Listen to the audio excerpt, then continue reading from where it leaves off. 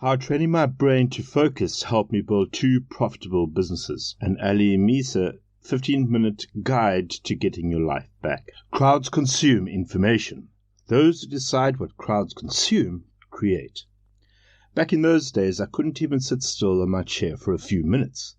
I wasn't doing the thing, but I did everything else to postpone doing the thing. Last month, I recorded one of the longest sessions in full concentration. That was 4 hours and 47 minutes of uninterrupted deep work.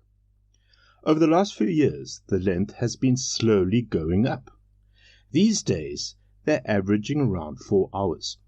Unlike a loose focus, this risks losing it to distractions at any second, and forced focus, one that eats up your limited mental stock.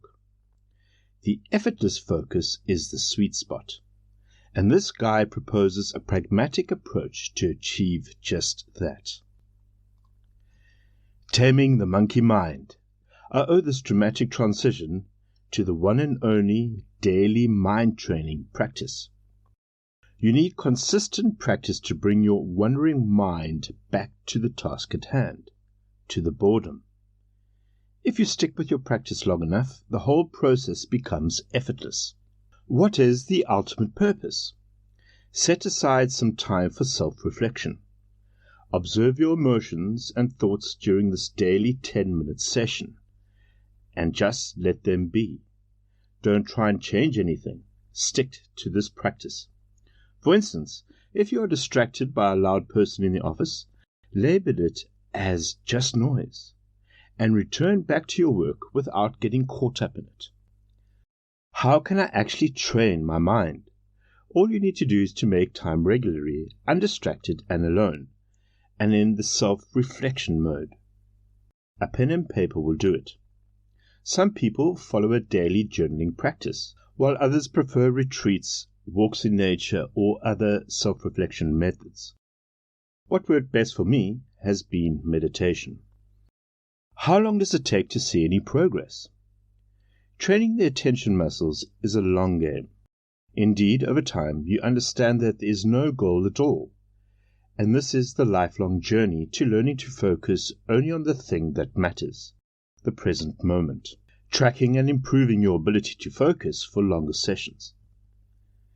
This tracking involves writing down each uninterrupted session you are able to work on in full concentration. Mark down when you start and when you finish. The goal is to gradually improve your ability to record longer, deeper sessions. I recommend not setting ambitious goals at the beginning, in the early weeks. My session used to average around 10 to 30 minutes. Protecting your time. Enter the untouchable hours. These are the hours where I protect my most precious asset.